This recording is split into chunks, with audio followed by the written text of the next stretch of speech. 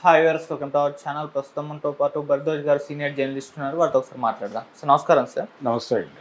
Sir, Chiranjeevi గారు ఒక వివాదంలో ఇరుక్కున్నట్టుగా మనకు కనిపిస్తుంది సార్. అంటే ఆయన నిన్న బ్రహ్మ ఆనందం అనే ఒక సినిమా ఈవెంట్లో చేసిన కామెంట్స్ పైన మహిళా సంఘాలు రియాక్ట్ అయ్యి విమర్శలు చేస్తున్నాయి. ఆయన పైన చర్యలు తీసుకోవాలని మహిళా కమిషన్ కూడా డిమాండ్ చేయడం చూస్తున్నాం. నెటిజన్స్ కూడా కొంత ట్రోల్ చేస్తున్నారు సార్. అంటే ఆయన చేసిన కామెంట్స్ ఒకసారి చూసుకుంటే సార్, రామ్ చరణ్ గారికి అంటే అమ్మాయి పుట్టాలి, అంటే అమ్మాయి కాకుండా అబ్బాయి పుట్టాలని చెప్పేసి కోరుకున్నాను, అదేవిధంగా ఆయన్ని కూడా కోరానని చెప్పేసి అన్నాడు. ఈయన వివక్ష చూపిస్తున్నారు, మెగాస్టార్ స్థాయిలో ఉండి ఇటువంటి కామెంట్స్ చేయడం అది సరికాదు అని చెప్పేసి కూడా చాలా మంది అభిప్రాయపడుతున్నారు సార్. కొంతమంది ఏమో ఆయనకే మద్దతు తెలుపుతున్నారు. మరి మీరు ఈ కామెంట్స్ని ఏ విధంగా చూస్తారు సార్? అంటే చిరంజీవి అనుకోకుండా వేదిక మీద కూడా లేడు యాక్చువల్గా. అవును సార్. ఆయన జనంలో కూర్చుని ఉండగా మైక్ ఆయన చేతికి వెళ్ళింది, ఏదో క్యాజువల్గా క్యాజువల్ టాక్లో అనేసాడు ఆయన. అయితే క్యాజువల్ టాక్ అయినప్పటికీ కెమెరా ఆయన మీద ఉంది, మైక్ ఆయన చేతిలో ఉంది కాబట్టి అది ప్రపంచాన్ని ఉద్దేశించి మాట్లాడినట్టుగానే భావించాల్సి ఉంటుంది. ఆయన తన ఇంట్లో పరిస్థితిని చెప్పుకున్నాడు. ఆయన చెప్పుకుంటూ సాధారణంగా ఒక మగపిల్లాడు ఉంటే బాగుంటుంది అన్నట్టుగా ఒక ఎక్స్ప్రెషన్ చేశాడు. ఆల్రెడీ ఆయనకి మనవరాళ్లే ఉన్నారు. ఆయన చిన్న కూతురు పిల్లలు, అలాగే పెద్ద కూతురు పిల్లలు, ఇలా అలాగే రామ్ చరణ్ కూతురు, ఇలా లెక్కేసుకుని ఆయన ఒక లేడీస్ హాస్టల్కి వార్డెన్గా ఉంటున్నాను నేను అన్నాడు. లేడీస్ హాస్టల్ వార్డెను అని కంటిన్యూషన్లో భాగంగా నువ్వు ఒక మగపిల్లాడిని కనరా అని అడిగాను మా అబ్బాయిని అని ఎస్టాబ్లిష్ చేశాడు. దాన్ని ఎస్టాబ్లిష్ చేస్తూ అది ఆయన క్యాజువల్గా అన్నమాట. నిజానికి ఆడపిల్లలు పుట్టాలన్నా మగపిల్లలు పుట్టాలన్నా మగపిల్లలే కారకులు అవుతారు. మగపిల్లలలో ఇబ్బందుల వలనే ఆడపిల్లలు పుట్టినా మగపిల్లలు పుట్టినా. కాబట్టి ఆడపిల్లలు పుట్టడానికి మగపిల్లలు పుట్టడానికి భార్యల ప్రమేయం ఏమి ఉండదు, భర్తల ప్రమేయమే అధికముగా ఉండును అని చెప్పి డాక్టర్లు చెప్తున్నారు. అందుకని ఆయన రామ్ చరణ్ని ప్రాధేయపడినట్టుగా మనకు కనిపిస్తుంది. కానీ ఇది క్యాజువల్ టాక్గానే చూస్తే బెటర్. ఎందుకంటే ప్రతిదీ వివాదం చేయాల్సినటువంటి అవసరం లేదు. ఆయన తన కూతురు వ్యవహారంలో ఆయన నడుచుకున్నటువంటి తీరు, శ్రీజ విషయంలో అది చూసాం మనం. ఆ టైంలో కూడా రకరకాల విమర్శలు వచ్చినాయి. అమ్మాయి ప్రేమ వివాహం చేసుకోవటం, ఆ ప్రేమ వివాహం వికటించిన తర్వాత మళ్ళీ ఈయన చేరదీయటం. ఈ చేరదీసినటువంటి సమయంలో ఆ అమ్మాయికి కూతురు పుట్టిన తర్వాత వీళ్ళు చేరదీశారు. చేరదీయటం తర్వాత ఆవిడ ఇక్కడికి చేరారు. చేరిన తర్వాత అతనితో విడిపోయారు. తర్వాత ఇంకో వివాహము, ఇలా నడిచింది ఆవిడ జీవితం. అంటే ఎప్పటికప్పుడు తన ప్రమేయం కూడా ఉంది ఈ ఎపిసోడ్లో అనేది కొంత అభిప్రాయం ప్రపంచంలో ఉంది. ఇలా చిరంజీవి మాత్రమే కాదు, చాలామందిలో ఈ పురుషాధిక్య భావజాలం ఉండటం వలన ఆడపిల్లల్ని కొంచెం తక్కువ చూసేటువంటి స్వభావం ఉంటుంది అనివార్యంగా. అది ఇలాంటి ప్రైవేట్ టాక్లో అనుకోకుండా అసంకల్పితంగా బయటకు వస్తుంది.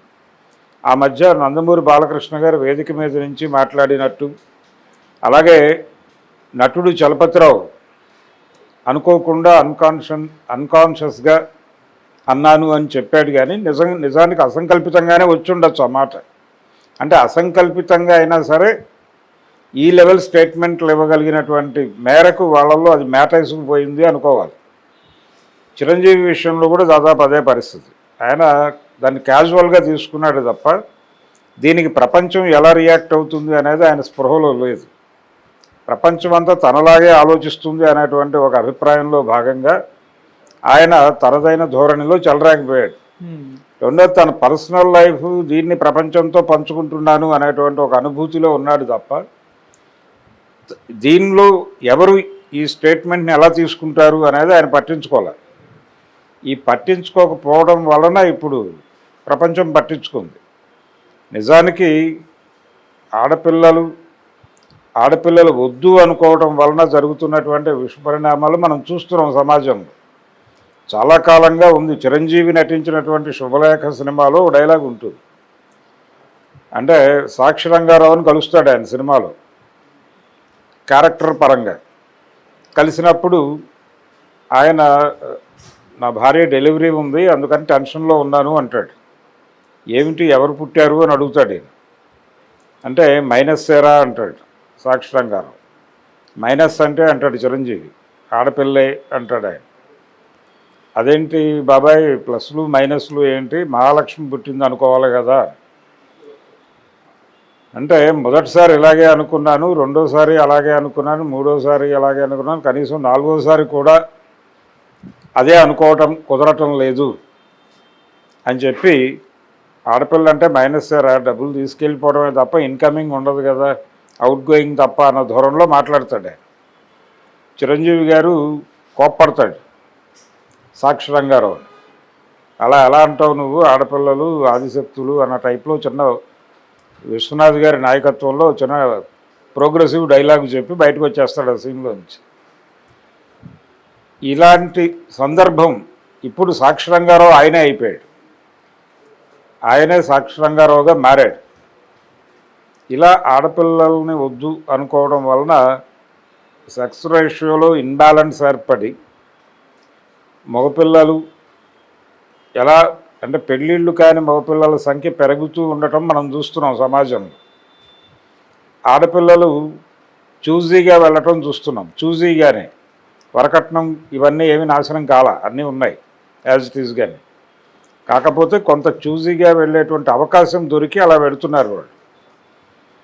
దీని పట్ల మగపిల్లల్లో తీవ్రమైన వ్యతిరేకత వ్యక్తమవుతూ వీళ్ళు మరీ సాంప్రదాయం వైపు వెళ్ళిపోతున్నారు వాళ్ళ మీద కోపంతో. అసలు మన వాళ్ళు ఏం చెప్పారు, మన పెద్దలు ఏం చెప్పారు, ఆడపిల్ల నవ్వు పెదవి దాటకూడదు, కాలు గడప దాటకూడదు అని చెప్పారు కదా, వీళ్ళేంటి విశృంఖలంగా వ్యవహరిస్తున్నారు అని చెప్పి ఓపెన్గా మాట్లాడే లెవెల్కి మగపిల్లలు వెళ్ళిపోయి ఆడపిల్లల మీద ఒక రకమైనటువంటి కక్షపూరిత ధోరణితో సాంప్రదాయం అడుగు కాలు గడప దాటకూడదు అన్న టైప్లో ఉండాలి వాళ్ళని కోరుకోవడం మొదలుపెట్టి అది ఒక పైత్యంగా ప్రకోపిస్తున్నటువంటి పరిస్థితుల్లోకి మగపిల్లలు చాలామంది వెళ్ళిపోయారు. అలా మగపిల్లలు బ్యాక్ రన్నింగ్లోను, ఆడపిల్లలు ఫ్రంట్ రన్నింగ్లోను ముందుకు కదులుతున్నారు, వీళ్ళు వెనక్కి కదులుతున్నారు. ఇటువంటి ఒక విచిత్రమైన పరిస్థితి సమాజంలో నెలకొని ఉండటానికి కారణం ఇలాంటి అభిప్రాయాలు ఉండటం. అయితే చిరంజీవి దగ్గర ఎందుకు ఎక్స్క్యూజ్ చేయొచ్చు అంటే, చిరంజీవి తను ఆల్రెడీ మనవరాళ్లతో ఉంది మా ఇల్లు, ఒక మగపిల్లాడు ఉంటే చాలు అన్న ధోరణిలో మాట్లాడాడు తప్ప ఇది టెస్ట్ చేసి ఆడపిల్ల అయితే వద్దు భ్రూణ హత్య చేయండి దాకా వెళ్ళలేదు. కాబట్టి ఆ మేరకు క్షమించవచ్చు. కానీ అతనిలో కూడా పురుష భావజాలం ఖచ్చితంగా ఉంటుంది. మెయిల్ డామినేటింగ్ సొసైటీలో మనం బతుకుతున్నాం. ఇక్కడ ప్రతి సందర్భంలోనూ ఆడపిల్లల మీద ఆడవాళ్ళ మీద కొంచెం నెగిటివిటీ అసంకల్పితంగానే వచ్చేసేటువంటి అవకాశం ఉంది. బాపు గారి కార్టూన్లలో కూడా దొరుకుతుంది. అంటే ఆయన చాలా క్యాజువల్ టాక్లోనే, అంటే క్యాజువల్గా కార్టూన్ గీస్తూనే ఇంట్లో ఆడవాళ్ళు అంటే భార్యల కింద భర్తలు అణిగిపోతున్నారు, నలిగిపోతున్నారు అన్నదే ఆయన కార్టూన్ సబ్జెక్ట్. ఒక భర్త తలుపు సందులో నుంచి చీటీ పెట్టి, చిట్టి నిజంగానే బస్సు లేట్ అవ్వటం వలన ఆలస్యమైంది, అందుకనే కండక్టర్తో లెటర్ రాయించుకొచ్చానని చెప్పి ఆ చీటీ లోపలికి పెడతాడు. అది కార్టూన్. అలాగే కొంచెం బయటికి వెళ్ళి వస్తాను అంటాడు ఒక భర్త, ఆవిడ ఇలా సీరియస్గా చూస్తుంది. లేదు ఇక్కడ దాకా సందు చివరి దాకా అంటాడు, ఆవిడేం మాట్లాడదు. మూడో బొమ్మలో లేదు మన వరండా దాకా అంటాడు, ఆవిడేం మాట్లాడదు. లేదులే వంటింట్లోకి వెళ్తున్నాను అంటాడు, ఆవిడ ఇలా చూస్తుంది.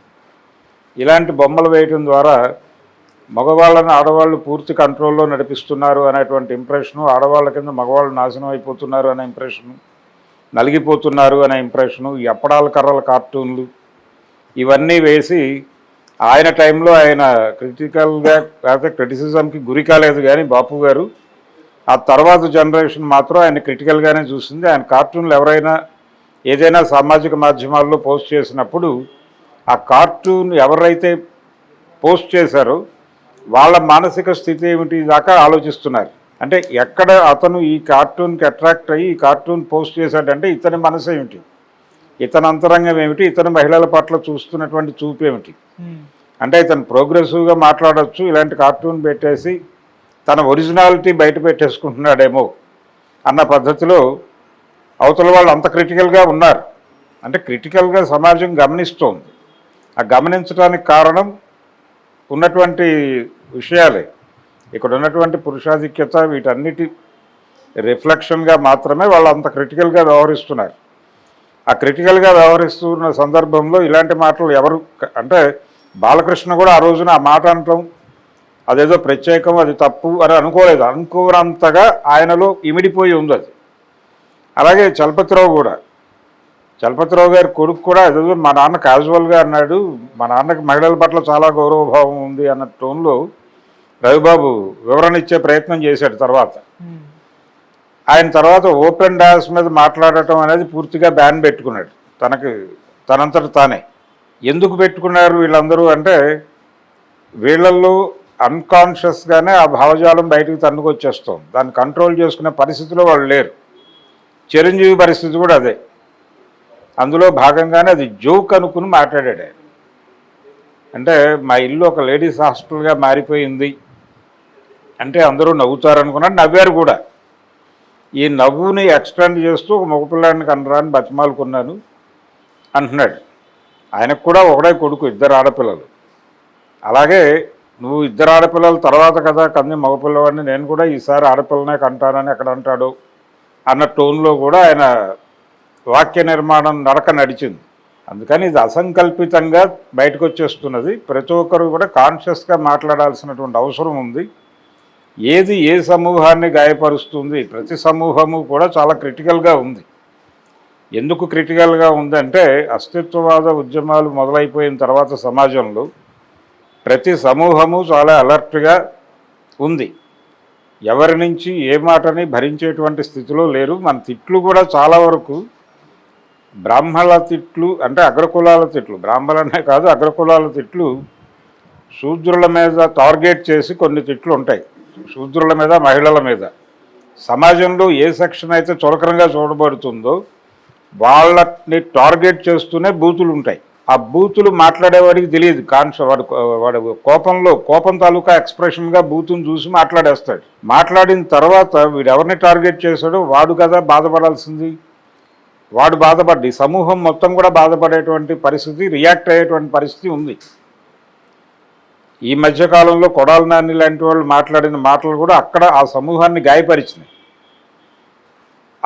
ఒక సమూహాన్ని గాయపరుస్తున్నాం. మనం ఒక వ్యక్తిని, చంద్రబాబుని టార్గెట్ చేసి మాట్లాడేటప్పుడు ఆయన వాడేటువంటి బూతుల్లో ఒక సమూహాన్ని టార్గెట్ చేస్తున్నానన్న విషయం మర్చిపోయి చంద్రబాబుని తిడుతున్నాను అనేటువంటి ఒక అదేంటది తన్ని తాను అభినందించుకుంటూ ఒక జోష్లో, ఒక హుషారులో ఆ బూతులు మాట్లాడేశాడు ఆయన. ఇలాంటి వాళ్ళని ప్రమోట్ చేశాడు జగన్. అదొక గొడవ. ఇలా తెలియకుండానే బూతులు మాట్లాడటం, తెలియకుండానే ఫ్రెండ్స్ మధ్య జరిగే సంభాషణల్లో కూడా మహిళల్ని కించపరిచే పదాలు అనేకం దొరుకుతాయి. 2 పురుష స్నేహితుల మధ్య దొరికేటువంటి సంభాషణ కనుక రికార్డు చేసి వింటే వాళ్ళు సరదాగా స్కూల్ నుంచి ఇంటికి వెళ్ళేటప్పుడు వెనకాల వాళ్ళకి తెలియకుండా రికార్డులు ఓపెన్ చేస్తే వాళ్ళు మహిళల గురించి ఎంత చులకనగా మాట్లాడుకుంటారో అర్థమవుతుంది. ఏది ఈ జనరేషన్ పిల్లలే ఇప్పుడు స్కూళ్ళలో చదువుకుంటున్నటువంటి పిల్లలే. ఆఫ్టర్ ఆల్ అమ్మాయి అనేటువంటి అభిప్రాయం వాళ్ళలో జీర్ణించుకుపోవడం వలన ఇలాంటి మాటలు దొరిలేస్తాయి అసంకల్పితంగానే. చిరంజీవి లాంటి స్ట్రైచర్ ఉన్నటువంటి వాళ్ళు ఇంకొంచెం కాన్షియస్గా వ్యవహరించాలి. ఇదంతా తెలియాలి వాళ్ళకి. బాపు గారే విమర్శలకు గురైపోయి ఉన్నాడు ఈ సమాజంలో. క్రిటికల్గా ఆయన కార్టూన్ల పట్ల చాలా క్రిటికల్ అబ్జర్వేషన్ ఉంది మహిళా లోకంలో. అది ఎవరైనా సరదాగా అది పోస్ట్ చేసినా కానీ వాళ్ళని టార్గెట్ చేసేటువంటి పరిస్థితి ఉంది. దీన్ని ఐడెంటిఫై చేయాలి. ఎందుకు ఇలా ఉంది అనేది అధ్యయనం చేసి తెలుసుకుంటే పాజిటివ్గా ఉంటుంది. లేదు ఇలా ఉండటం తప్పు అనుకుంటే అదొక ధోరణి.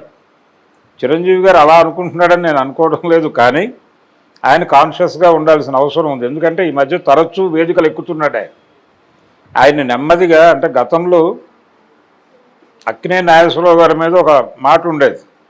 ఊళ్ళో ఆయన డైలీ సాయంత్రం అయ్యేసరికి నాగేశ్వరరావు గారిని కలవాలంటే ఆయన ఇంటికి వెళ్ళక్కర్లేదు, ఏదో ఒక ప్రతిరోజు ఆల్టర్నేటివ్ డే అయినప్పటికీ రవీంద్ర భారతిలోనూ త్యాగరాయ గాన సభలోనూ దొరికేస్తాడు ఆయన. అలాగే ఈ శతదినోత్సవాలలో చీఫ్ గెస్ట్ ఆయనే.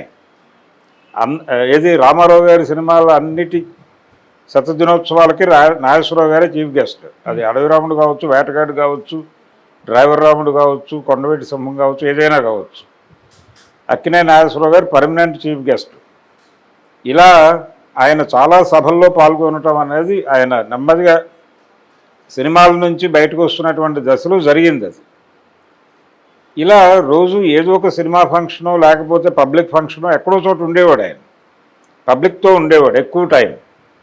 చిరంజీవి కూడా ఆ కండిషన్లోకి వెళ్తున్నాడా అనేది అనిపిస్తుంది. అంటే వరుసగా ప్రతి ఈవెంట్లోనూ ఆయన చీఫ్ గెస్ట్గా కనిపిస్తున్నాడు. మన లైలాక్ కనిపించాడు, బ్రహ్మానందానికి కనిపించాడు. ఇది నడుస్తోన్న ట్రెండ్. అంటే ఆ వాక్యూమ్లోకి చిరంజీవి ఎమర్జీ అవుతున్నాడు, చిరంజీవిని ఎమర్జీ చేస్తున్నారు. అందుకని ఇప్పుడు ఇంకొంచెం బాధ్యతాయుతంగా మాట్లాడాలి ఆయన, ఇంకొంచెం కాన్షియస్గా ఉండాలి. తను మాట్లాడేటప్పుడు ఒక జోక్ వేసినా లేకపోతే ఏదైనా కోట్ చేసినప్పుడు కూడా ఇతని వ్యక్తిత్వం బయటపడుతుంది. ఈయన కోట్ చేసిన వ్యక్తి తాలూకా భావజాలం అయి ఉండొచ్చు, కానీ నువ్వెందుకు కోట్ చేసావని క్వశ్చన్ చేసే పరిస్థితి ఉంది. అందుకని తరచూ మైకు ముందుకు వస్తున్నందుకు గాను చిరంజీవి కాన్షియస్గా నాలిక చేత్తో పట్టుకుని మాట్లాడాల్సిన అవసరం అయితే ఉంది.